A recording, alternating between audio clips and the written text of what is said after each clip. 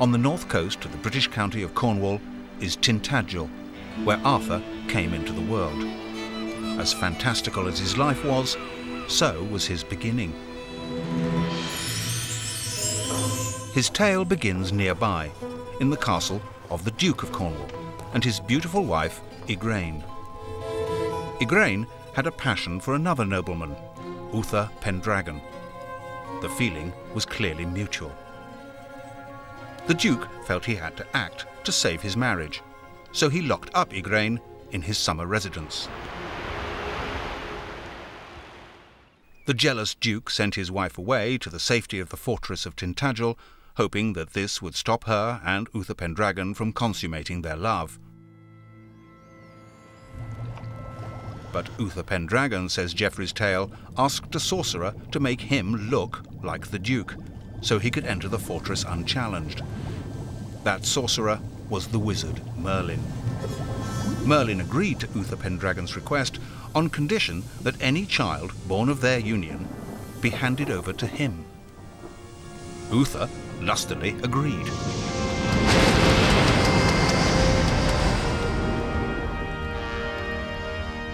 One night, disguised as the Duke of Cornwall, Uther Pendragon entered Tintagel and seduced Igraine. And Arthur was born. On the face of it, the story has no basis in history. The ruins here belonged to a medieval castle built after Geoffrey wrote the legend.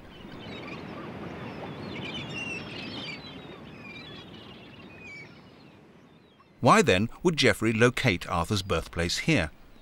Perhaps he knew that Tintagel was a real settlement in the Dark Ages. And remarkably, there are clues that it was.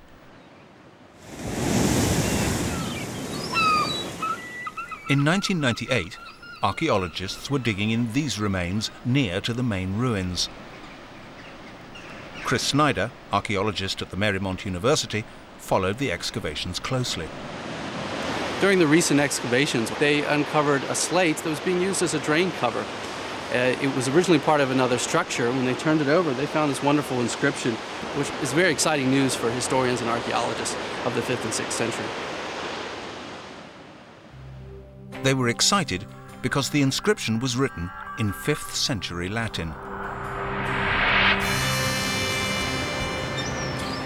It meant that Tintagel was in fact occupied in the Dark Ages, the time when Geoffrey says Arthur lived.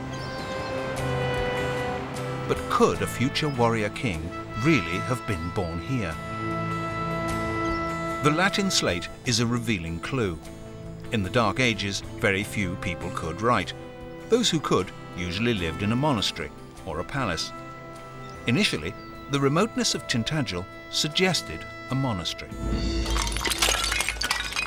But archaeology showed it wasn't a monastery.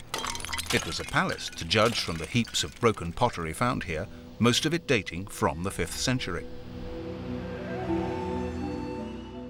Many experts believe the Arthurian legend is a clear indicator that one great king, perhaps called Arthur, was responsible for these military successes. Our great problem with Arthur is that there must have been a lot of other warriors around at his time, little though we know of it. We need to know why it is that he got picked out as the great hero everyone remembers. I think that because he's associated with a list of battles which we can't credit to other leaders, and because he's remembered first and foremost as a war leader, he probably was a real human being. So what we've got now is a warlord with a fearsome reputation for keeping the Anglo-Saxon wolf at bay. But what about his opulent lifestyle, his castles? As we shall see, not all of that is pure fantasy.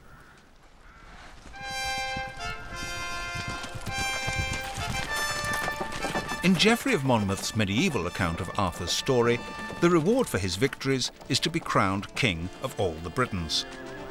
And it's only in later versions of the story we're told that Arthur ruled from Camelot. But is there any evidence for such a place?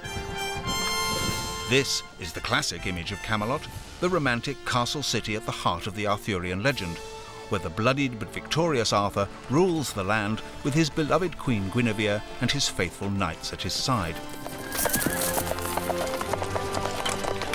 But stone castles like these date from the Middle Ages. They're a far cry from the Dark Age earthen stronghold of a real Arthur.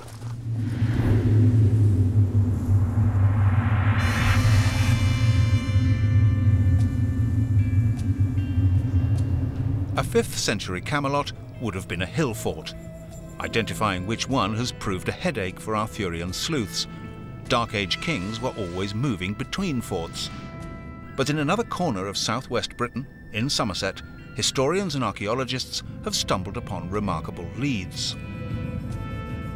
The clues were first spotted as long ago as 1542 by an antiquarian called John Leyland, who was fascinated by the legend of Arthur and Camelot. He found a river Cam and 2 villages, West Camel and Queen Camel, in Somerset. Their names had the same root as Camelot. But there was no castle in sight, until he took a closer look at an imposing local landmark just 4 miles from the camel villages, Cadbury Hill. Today, trees obscure much of the view, but in the 16th century, Leyland noticed that the hill was surrounded by no fewer than 4 lines of banks and ditches. They were man-made, the telltale signs of an ancient hill fort. It wasn't the image of grandeur we associate with Camelot, but in the 5th century, kings and warlords lived austere and simple lives. And the fort was so close to the camel villages that Leyland believed he had found King Arthur's Camelot. This silence has puzzled Geoffrey Ashe, one of the world's leading Arthurian experts. He embarked on a major investigation to try and establish once and for all who the real Arthur might be. He found a rare 6th century document, the Gothic History. It tells the story of the one king of the Britons that everyone agrees existed in the 5th century. Someone with close links to the Roman Empire at the time, a warlord called Riothamus.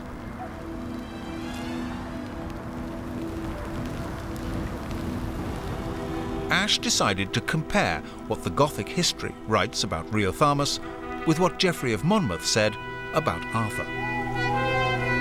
Both men are said to have been kings in the second half of the 5th century. One of Riothamus's campaigns is dated to be around 469 AD. Amazingly, this is the very time when, according to Geoffrey of Monmouth, King Arthur was winning his battles.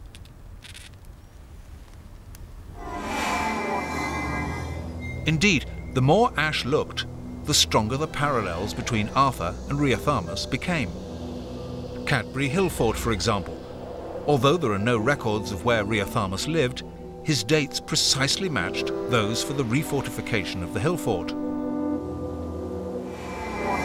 Riothamus was exactly at that time. He was the only documented person who could have done it, so he fitted in very well with the results of archaeology. But the most intriguing parallel concerned their overseas campaigns. Riothamus was asked by the Roman Emperor to lead an army into France to repel the barbarian invaders there.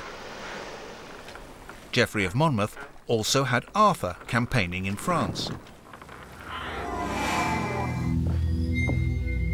History is now helping to fill the Arthur-shaped hole at the heart of 5th century Britain. Still, why didn't Geoffrey of Monmouth call his king Riothamus and not Arthur? Riothamus does not in the least suggest Arthur, but I think the clue here is that it doesn't appear to be a proper name. It's a Latin form of a British title, which would have been Rigotamos, which means the supreme king, the high king. And that, of course, is precisely what Arthur was. So maybe the real Arthur was called Riothamus. But Plato's description of Atlantis is so rich in specific detail that experts believe he transmitted a fantastical version of something that once really existed. I think it's very likely that Plato has heard some stories of past civilizations which have come crashing down, that he's got half-remembered bits of oral history which he weaves in. He's picking up on the stories that he hears around him in Athens, stories which were true, which he knew to be true, and he's using elements of those in creating his Atlantis story. Plato offers tantalizing clues to the real Atlantis, from Atlantean society and culture to the shape of the island. But the most significant clue is in the destruction of Atlantis by a cataclysmic natural disaster. Scientists have found evidence that such an event really happened, 1,200 years before Plato.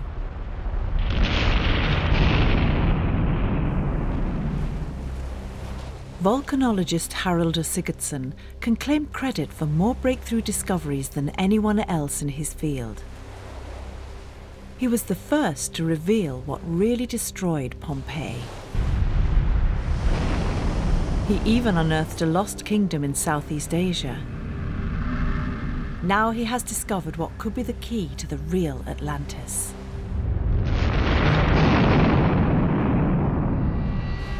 In 2006, Haraldur led an expedition to the seafloor around the Greek island of Thera, today better known as Santorini. He was looking for underwater deposits from a volcanic eruption that ravaged the island back in the Bronze Age, 3,600 years ago.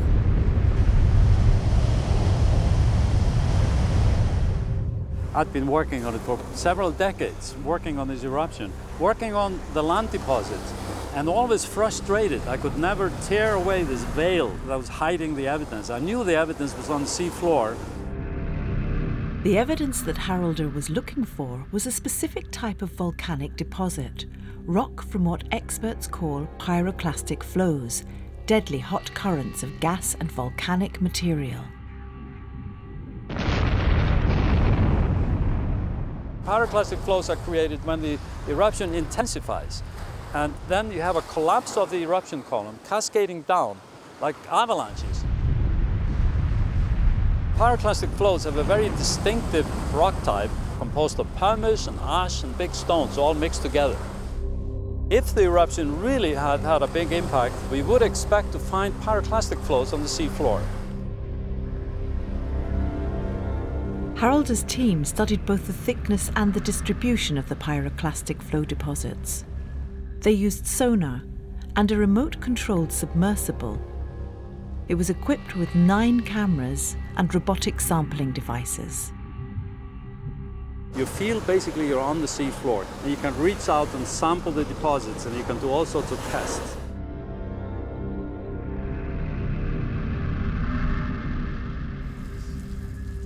The expedition produced startling results.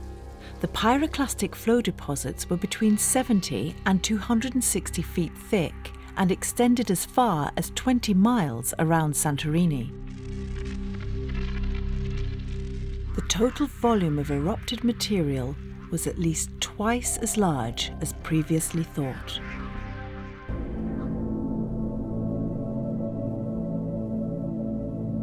There was one specific pot which was no different than the other, but the owner, for some reason, had wrapped it up with a piece of cloth which had survived, and I had sort of the vision of the person who, for some reason, was attached to this specific vessel and had tried to protect it with the hope of return. Of course, they were familiar with earthquakes. An earthquake was not the end of the world. The end came after.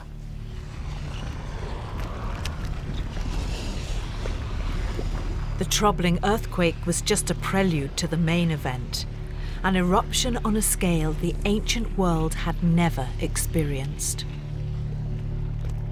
It starts with this, the initial precursory eruption, this fine ash. This was of dusting of this yellow, also brown and black ash. This said something big is going to happen. The island was covered in up to 6 inches of ash by the precursory eruption. Now what comes next? The pumice layer. The pumice layer is this volcano getting really explosive.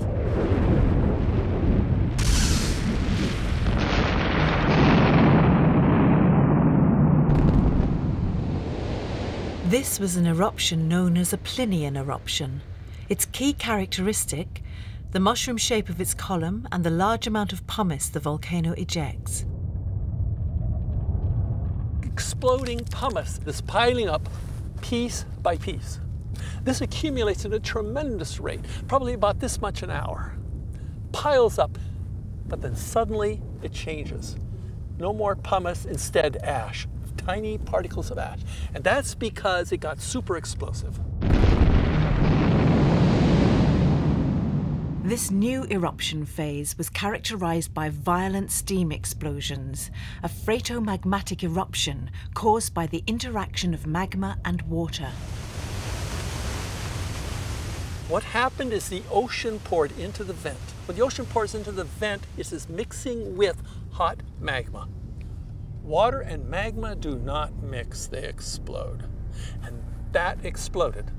That exploded in a series of pyroclastic flows that swept across the landscape, one after another, after another, after another, non-stop.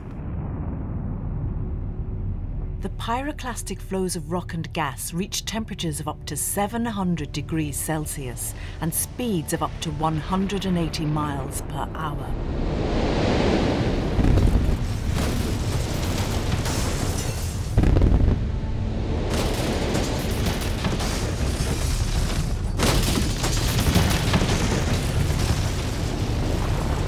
Then at the same time, whatever's out in the middle of this volcano, which was a center island, is falling in. The caldera is collapsing into the magma chamber. Out come huge, huge rocks. Rocks the size of cars are being exploded out as ballistic missiles.